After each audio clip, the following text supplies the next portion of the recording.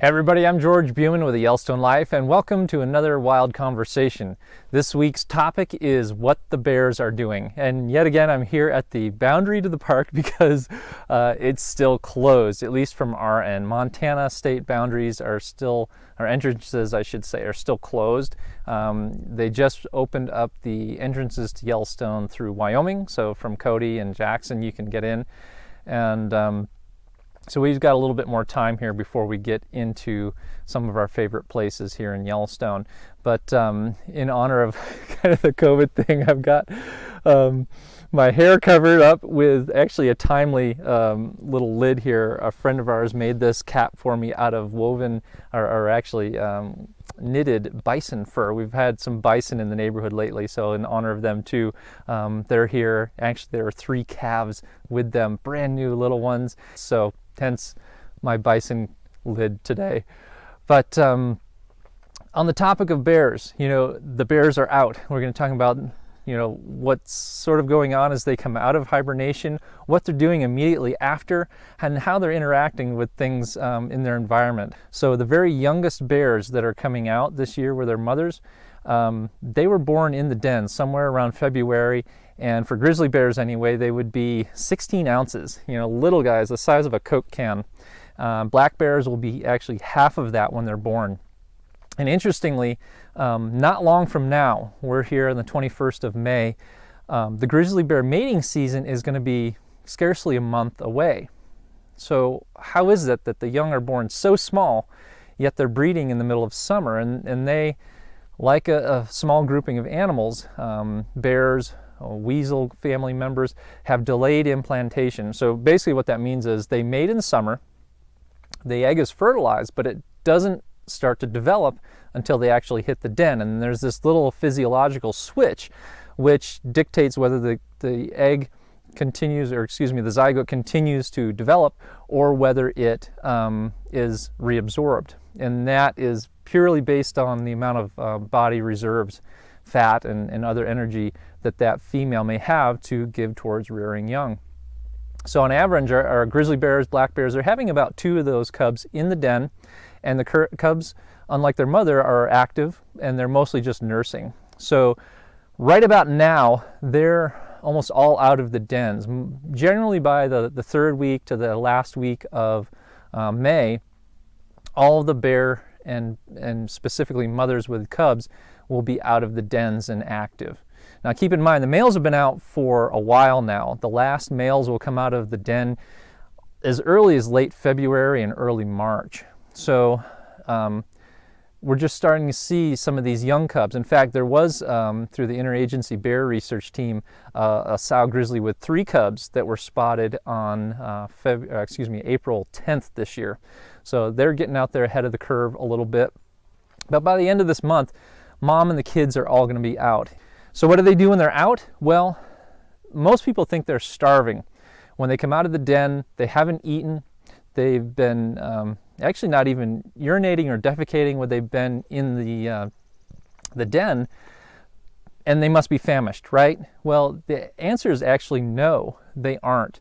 Mama, a male, the cubs, they come out of the den, and they're still very lethargic. In fact, their own body physiology has not adapted to starting to feed.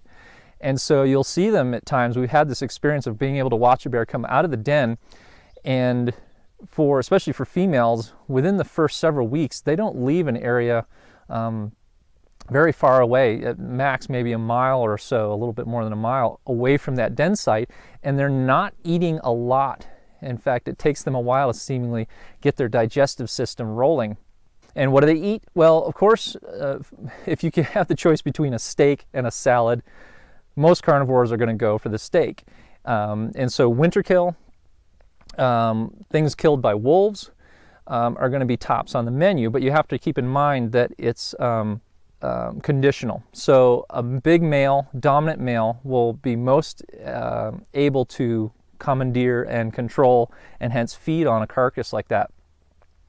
And a female, especially if she has cubs, that can be super dangerous for her. In fact, the few instances we've seen wolves and other carnivores kill bear cubs, is usually in these situations where a mother's coming into a carcass site. She can only defend so many at a time. You'll have this interaction where the wolves might be coming from different angles and she can only have one or two right literally between her front legs as protection as those wolves or other threats kind of confront them. So it's usually better that they stay away from that and let those males, and the males will be the ones who actually end up feeding on it. So what do they eat?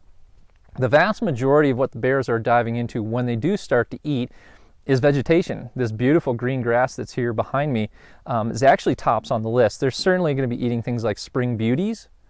They're going to be eating things like biscuit root. That's a little bit later than now.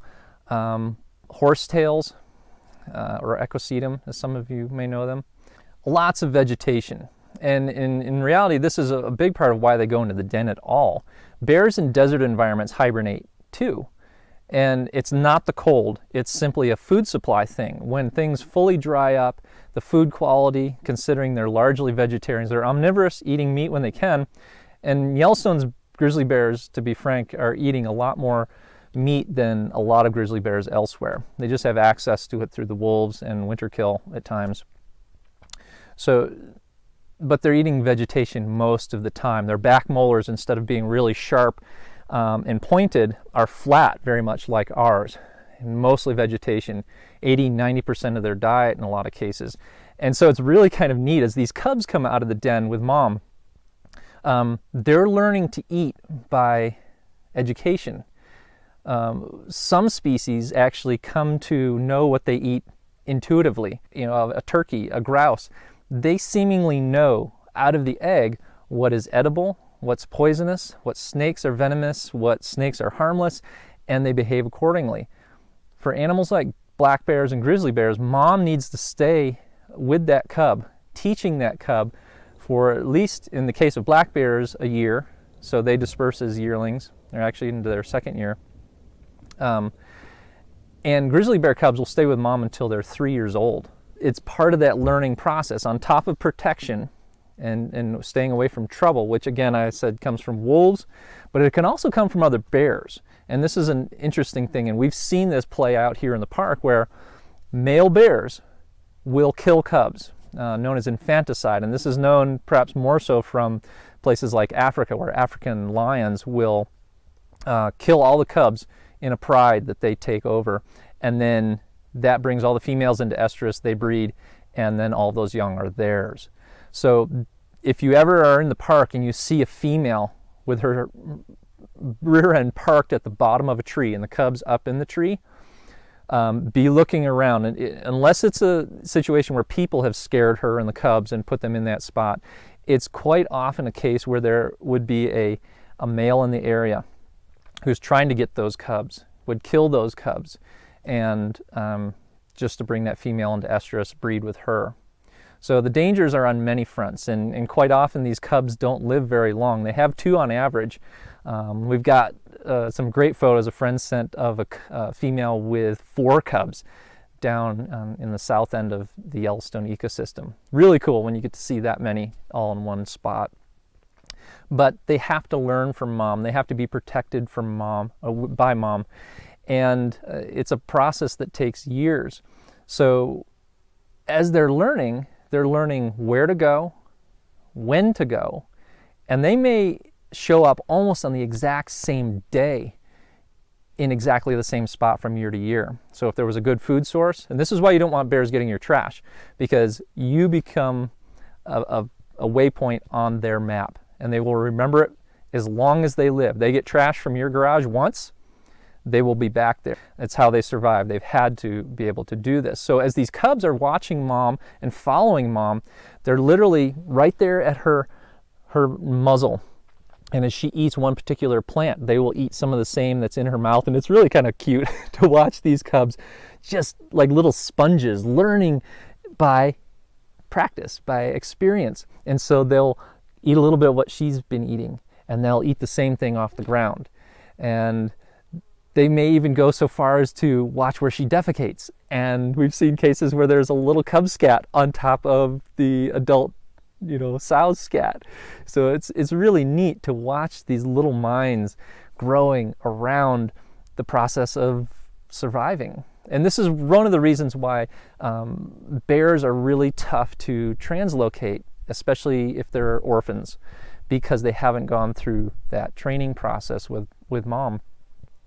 And so where will you see these bears? What will they be doing right now? Well, the bears are going to be out in environments where they can get a lot of that high quality food as they do start to feed. Now keep in mind, it's an interesting fact that for a great many bears, even though they come out of the hibernation state not voracious feeders, they still continue to lose weight through as long as July. So after they come out of the den, they're still losing weight, and they may not pick up and come back up to their den exit weight until sometimes as late as August. And so you can really see why a bear who's entering the phase they call hyperphagia, which is that eat as much as you can before hibernation starts, is so absolutely critical. They are so driven to find food. They're traveling great distances in some cases, going to great ends, and this is really why you want to keep your pet food, your garbage and things away, because they are ultra wired for that, because they're picking up a huge proportion of their weight for the fall and for the hibernation in that very narrow couple month window. So they're following the wolves and taking over the kills if they're able to. They are up in the high country eating white bark pine nuts. Some of them may be a little earlier in the fall or late summer in the high country eating army cutworm moths. They're packing on an immense amount of pounds just to get ready for that denning season in a very narrow window.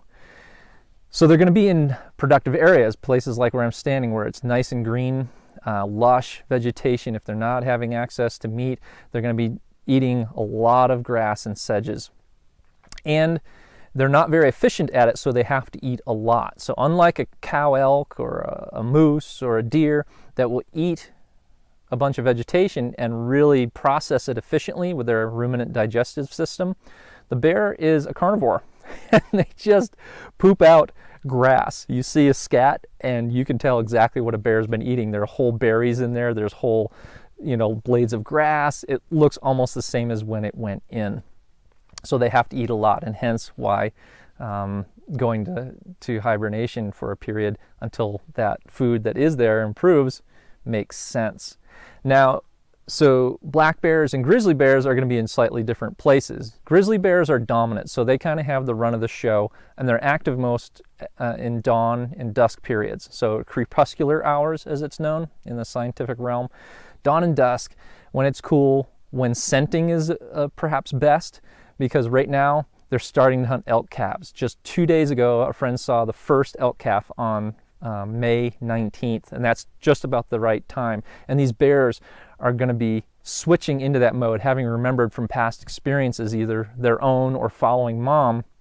They're going to learn to do this search mode, and they literally will go chase a group of elk. They'll back up and work this systematic search grid. It must be super freaky for a cow elk to be subject to that and have her calf at risk of that, because they're very, very efficient feeders. And most of the elk calves that have been eaten on the studies that have been done here in the park, the vast majority, half or more, are eaten by bears, not wolves or coyotes, although they do take some. It's mostly bears. Grizzlies are often in the big open areas, Lamar Valley, Hayden Valley. Black bears are adapted more for forested environments, so they're going to be out there where they have access to trees for safety. They're often going to be closer to people, using us for a safety boundary, and in those places along the roads where the clover and dandelions and other things are growing that are also great food for them.